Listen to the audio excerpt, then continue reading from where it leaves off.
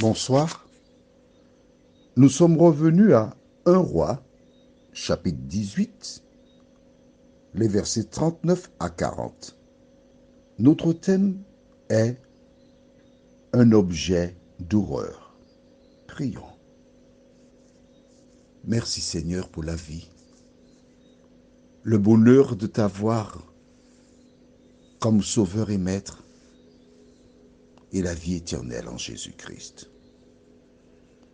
Alors que nous prendrons le temps pour, une fois de plus, étudier la parole, Saint-Esprit, merci de nous conduire dans toute la vérité, de sceller la parole dans nos cœurs et dans nos cerveaux, au nom de Jésus et pour ta gloire éternelle. Amen. Rappelle-toi, il y a un petit moment que nous avons vu le récit concernant Élie. Et nous lisons les versets 39 et 40 du chapitre 18 de 1 Roi. Quand tout le peuple vit cela, ils tombèrent sur leur visage et dirent, « C'est l'Éternel qui est Dieu. C'est l'Éternel qui est Dieu. » Saisissez les prophètes de Baal, leur dit Élie, qu'aucun d'eux n'échappe. Et ils les saisirent. Élie les fit descendre au torrent de Kison, où il les égorgea. Certaines personnes, lorsqu'elles lisent la Bible, trouvent cela cruel.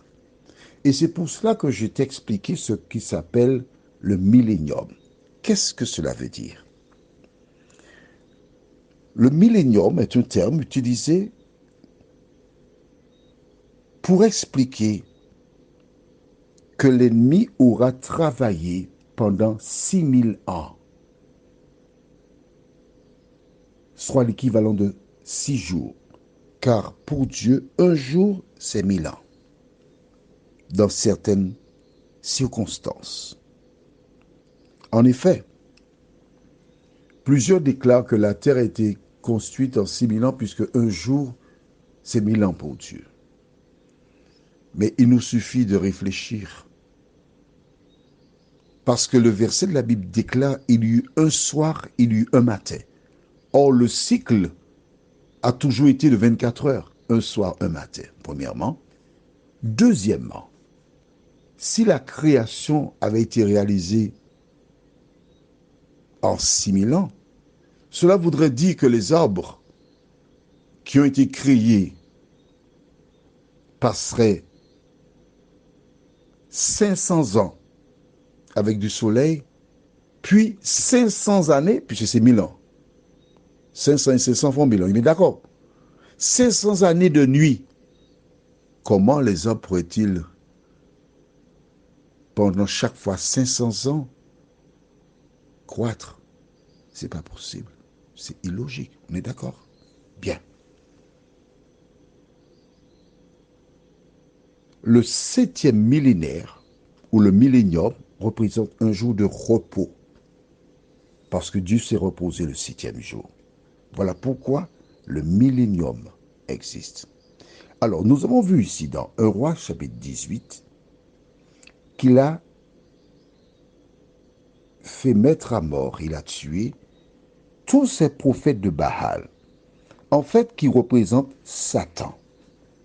Alors, nous allons dans Apocalypse chapitre 20, les versets 10. 20 verset 10.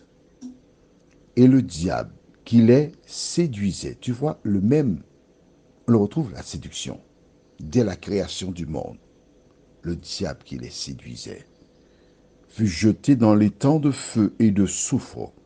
Où sont la bête, c'est une puissance religieuse qui existe, et le faux prophète, encore une puissance religieuse.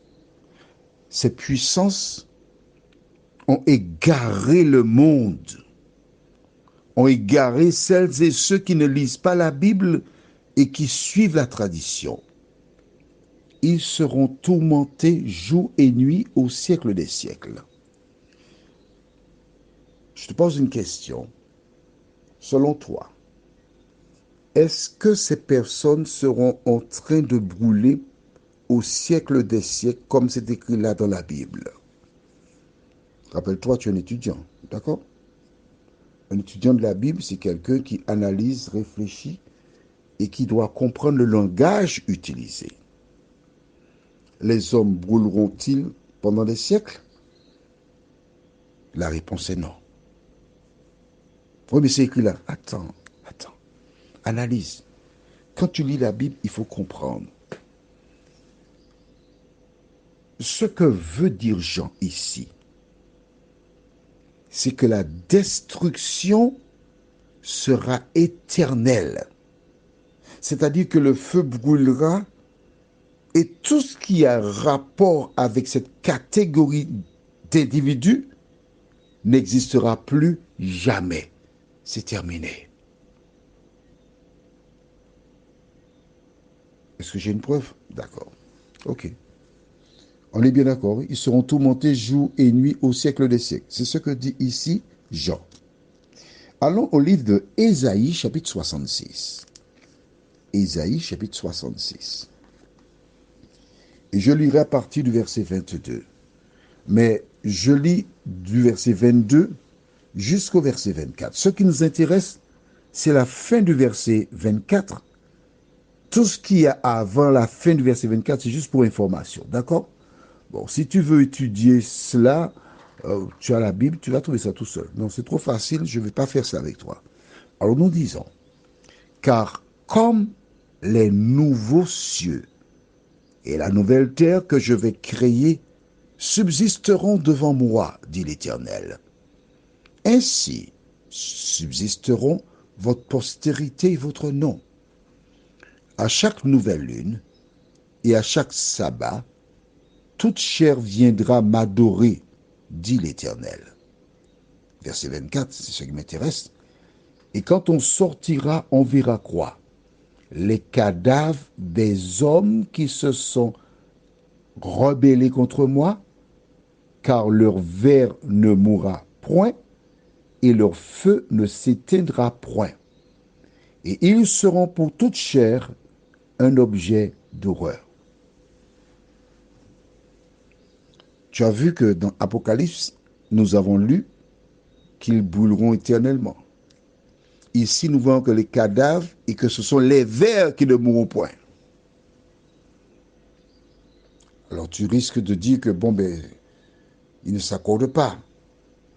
Ils sont opposés. Non, il faut comprendre le message.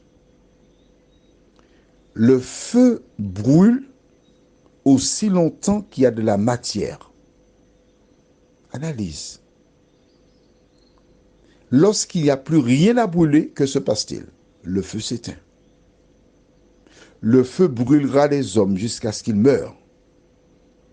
Une fois décédés, tout est brûlé.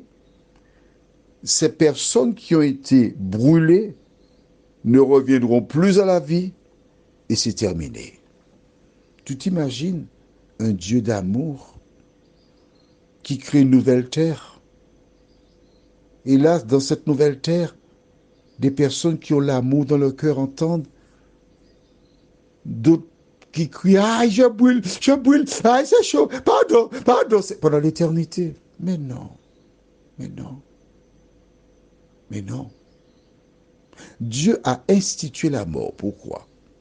Romains 6, 23. Écris ça dans le cahier. Car le salaire du péché, c'est la mort. Mais le don gratuit de Dieu, c'est la vie éternelle en Jésus-Christ. La mort est une bénédiction. Mais oui, c'est vrai. Merci. Tu as épousé une femme que tu aimes, tu vis le bonheur, elle décède et tu trouves cela injuste. Je suis d'accord avec toi. Dans ce cas, ce n'est pas une bénédiction. Là, ça c'est l'œuvre du diable. Mais imagine, depuis le péché, si les gens devaient continuer à vivre, ils ne mourraient pas. La vie serait un calvaire. Tu te rends compte? Tu deviens âgé, tu as 300 ans, on met des couches pour toi, tu es là, on te lave, et puis tu es là, comme ça, tu continues? Non. La mort C'est un sommeil. Et quand elle vient, elle permet de préserver l'homme du péché et des conséquences du péché. L'homme est mis à l'abri en attendant le jour où Jésus reviendra le chercher et l'emmener avec lui au ciel, dans la cité qu'il a préparée pour lui. Prions. Notre Seigneur et notre Dieu, nous te remercions pour la parole, pour tes bienfaits. Continue de nous éclairer, de nous conduire jour après jour, et que nous puissions toujours rester à l'ombre du Tout-Puissant. Garde-nous dans ta paix, dans ta grâce. Nous t'avons prié au nom de Jésus et pour ta gloire éternelle. Amen. Je te souhaite une bonne nuit sous le regard de Dieu.